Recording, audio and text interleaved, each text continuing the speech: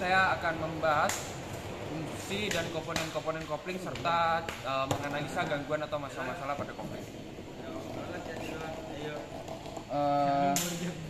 Yang pertama yaitu fungsi kopling. Nggak apa-apa dibacanya. Fungsi kopling yaitu untuk menciptakan perubahan tingkat kecepatan dari mesin sesuai dengan kebutuhan pengendara. Kecepatan ini yang akan mempengaruhi jalannya dari kendaraan. Fungsi kopling antara lain yang pertama, membantu menciptakan pergerakan halus ketika melakukan perpindahan gigi saat mobil berjalan. Yang kedua yaitu membantu menciptakan pergerakan mobil yang lebih halus dengan mengangkat engine. Yang ketiga yaitu menghentikan mobil tanpa perlu mematikan mesin. Ini sangat membantu pada saat pada kondisi macet. Selanjutnya yaitu membantu performa rem jadi lebih baik ketika harus menghentikan kendaraan secara mendadak. Bila dari fungsinya ini, kelancaran dari cara kerja kopling harus selalu diperhatikan. Misalkan sedikit saja bisa mempengaruhi kemampuan mesin serta perpindahan dari roda gigi. Lanjut. Berikut adalah komponen-komponen dari kopling, yaitu cloth atau pedal kopling. Ini adalah pedal kopling, bekerja sebagai komponen input yang nantinya akan mengendalikan kopling. Komponen ini diciptakan untuk memiliki cara kerja seperti pengungkit. Pada bagian pangkal pedal memiliki engsel yang berhubungan langsung ke pusrod pedal yang akan meneruskan tingginya dengan kebutuhan pengendara. Selanjutnya yang ini yaitu master cylinder kopling, komponen yang bekerja untuk mengubah tenaga mekanis menjadi tekanan hidrolik ketika pedal ditekan. Di sini terdapat dua bagian yaitu master cylinder kopling atas, yang ini master cylinder kopling atas, dan ini master cylinder kopling bawah. Komponen yang selanjutnya yaitu release bearing. Ini akan bekerja untuk menyalurkan tekanan yang asalnya dari release fork atau actually silinder. Tujuannya agar tekanan tersebut dapat dimanfaatkan untuk menekan pegas diafragma. Bentuk fisiknya seperti cincin tebal. Selanjutnya yaitu cloth cover, berbentuk sebuah tutup kopling yang fungsinya sebagai rumah dari beberapa pegas diafragma dan alat penekan. Tutup ini terhubung dengan flywheel dan akan ikut berputar ketika flywheel bergerak. Yang selanjutnya yaitu flywheel. Ini sebuah plat yang nantinya akan berfungsi memberikan putaran input dari mesin mobil. Selanjutnya yaitu pressure plate. Fungsinya untuk melanjutkan tekanan ke pegas diafragma dari kampas kopling. Wujudnya adalah piringan dari bahan besi dan terdapat lubang pada bagian tengahnya berada di dalam sini. Selanjutnya yaitu pegas kopling. Fungsinya penekan pressure plate supaya terus menempel pada kopling. Ada jenis pegas kopling tipe diafragma, ada juga yang tipe coil spring. Selanjutnya yang di sini yaitu nih, lihat dari sini.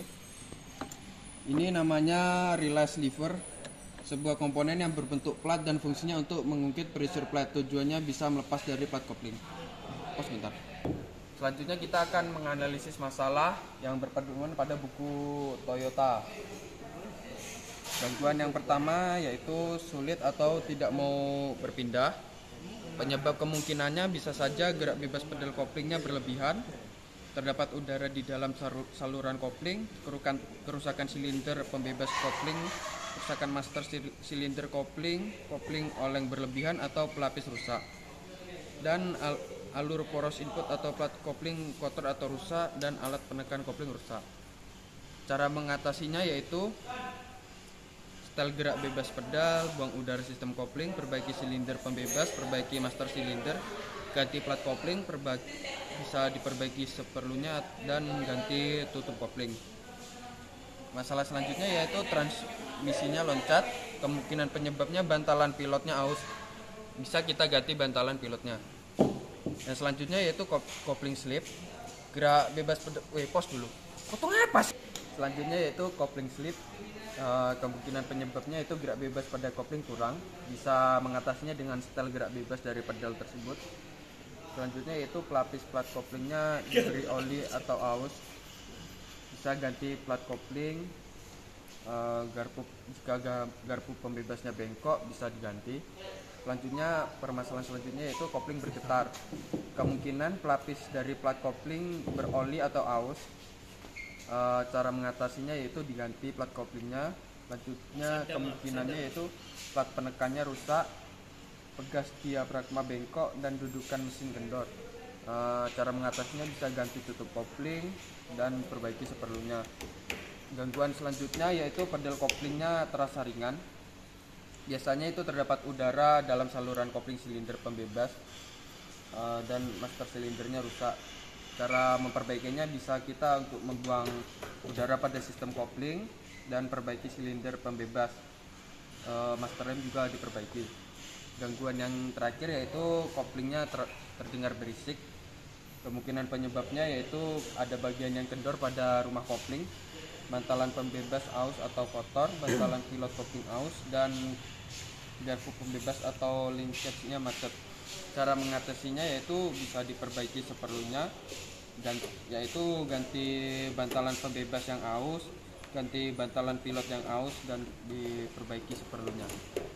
Baiklah, itu tadi pembahasan tentang kopling. Sekian, terima kasih. Wassalamualaikum warahmatullahi wabarakatuh. Assalamualaikum warahmatullahi wabarakatuh. Di sini saya akan menganalisa gangguan dari transmisi 4 speed berpedoman pada manual book Toyota. Dapat dilihat masalah yang pertama yaitu transmisinya bersuara. Kemungkinan terjadinya itu bisa saja alur self yoke-nya aus. Cara mengatasinya bisa ganti self yoke-nya. Bisa lagi transmisi bersuara itu kemungkinannya yaitu bantalan spindle aus atau macet, bisa ganti komponen bantalan spindle-nya. Masalah yang kedua yaitu transmisi bergetar, bisa disebabkan oleh poros propellernya bengkok. Jika sudah bengkok bisa kita ganti poros propellernya. Lalu poros propellernya tidak balance, bisa dilakukan balancing poros propeller. Alur self-nya macet, bisa ganti komponen self-nya. Baiklah, itu tadi analisa gangguan dari transmisi 4 speed. Sekian, wassalamualaikum warahmatullahi wabarakatuh. Baiklah, selanjutnya kita masuk pada materi selanjutnya yaitu transmisi 6 speed. Sini ada transmisinya. Bedanya dengan transmisi 4 speed yang sebelumnya yaitu ini memiliki 5 gigi percepatan. Pastinya lebih terbaru. Fungsi dan cara kerjanya masih sama dengan yang 4 speed, dan permasalahan atau gangguannya juga sama, ya sulit untuk memasukkan gigi transmisi loncat.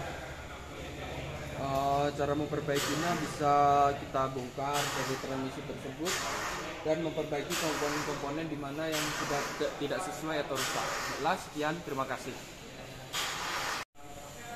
Assalamualaikum warahmatullahi wabarakatuh.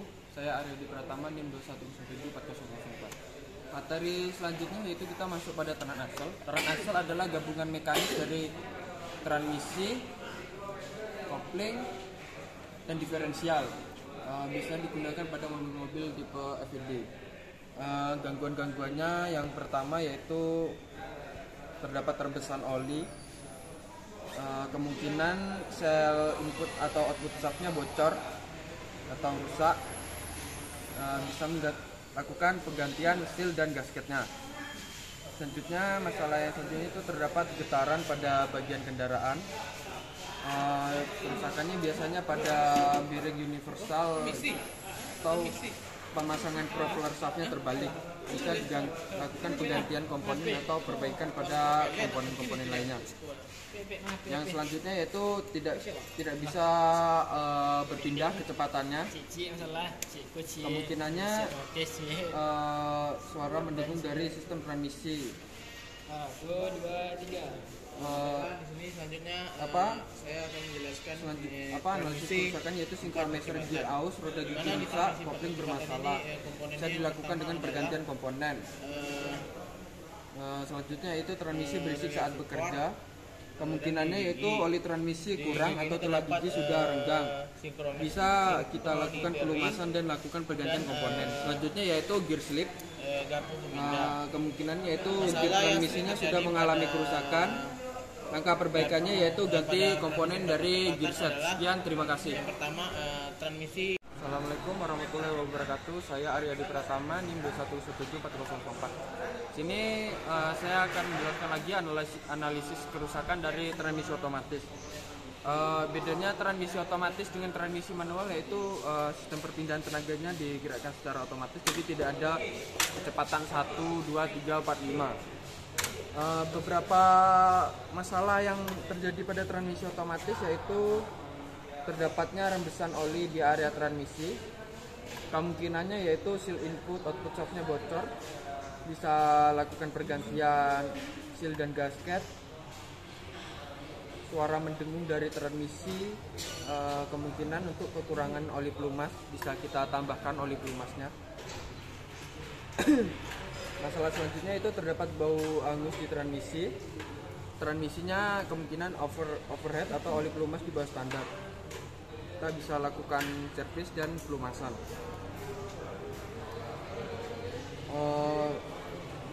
Selanjutnya yaitu mobil tersendat atau adanya bentakan saat perpindahan gigi. Bisa saja body valve tersumbat atau filternya kotor. Perbaikannya bisa dilakukan pembersihan atau penggantian komponen. Masalah-masalah yang lain bisa sama saja dengan transmisi manual. Baiklah, sekian. Assalamualaikum warahmatullahi wabarakatuh. Assalamualaikum warahmatullahi wabarakatuh. Kita masuk materi selanjutnya yaitu gardan atau diferensial. Gardan atau diferensial merupakan komponen yang terletak pada bagian bawah mobil atau pada bagian roda depan ataupun belakang, tergantung dari jenis mobil tersebut. Fungsinya yaitu membagi putaran yang berasal dari transmisi ke roda kiri dan kanan yang disesuaikan dengan kondisi kendaraan. Maksudnya jika gardan ini berada di belakang berarti diteruskannya ke roda kanan kiri yang belakang, jika di depan diteruskan ke roda gigi yang berada di kanan atau kiri pada bagian depan. Kerusakan pada gardan diantaranya yaitu roda gigi gardannya aus. Analisis kerusakannya itu kualitas oli pelumas bawahnya standar atau level olinya terdapat kebocoran. Bisa dilakukan perbaikan komponen dan pergantian oli pelumas.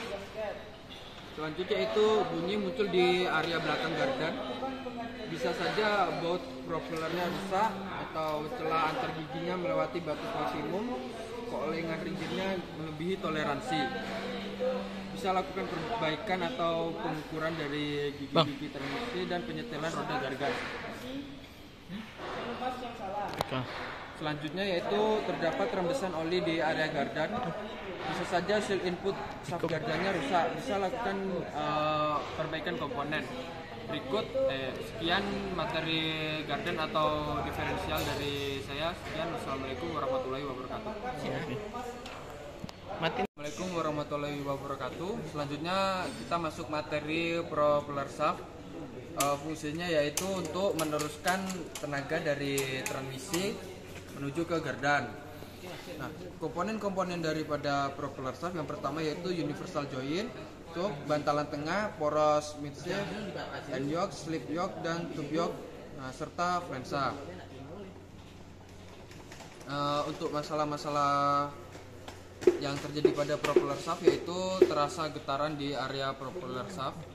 Kemungkinannya yaitu senter bearingnya rusak.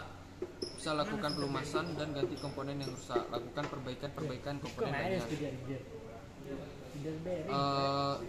Timbul suara dari area propeller shaft. Kemungkinannya yaitu center bearing rusak dan kurang pelumasan. Bisa kita ganti atau tambah pelumas dan pergantian komponen lainnya.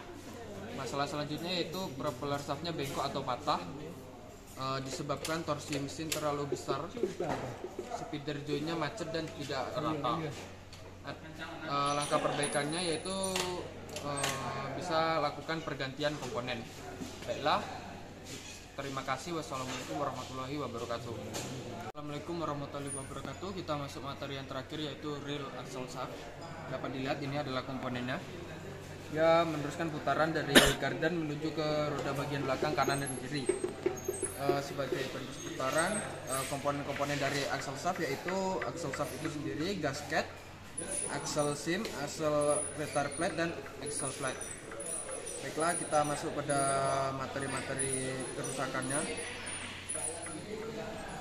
Kerusakan pada aksel shaft biasanya terdapat kebocoran melalui aksel belakang. Kemungkinannya yaitu perpak olinya aus atau rusak. Selanjutnya penahan rumah bantalannya kendor, rumah aksel belakangnya retak. Langkah perbaikannya bisa lakukan pergantian komponen dan ganti oli pelumas sesuai spesifikasi kita. Masalah selanjutnya yaitu timbul suara pada aksel shaft bagian belakang, yaitu bisa terjadi karena oli kurang atau salah oli, backlash antara pinion dan roda giginya berlebihan, bantalan porosnya aus dan bantalan poros aksel aus. Langkah perbaikannya bisa dilakukan pergantian komponen, isi dan ganti oli sesuai spesifikasi dan ganti bantalan, lalu bisa dikencangkan. Selanjutnya itu timbul suara benturan atau bottoming. Kemungkinannya yaitu beban kendaraannya berlebihan dan peredaman kejut ausnya sedang lemah atau aus. Bisa kita periksa beban yang kita bawa dan ganti peredam kejut dan ganti pegas tersebut. Baiklah, materi sudah selesai. Sekian. Wassalamualaikum warahmatullahi wabarakatuh.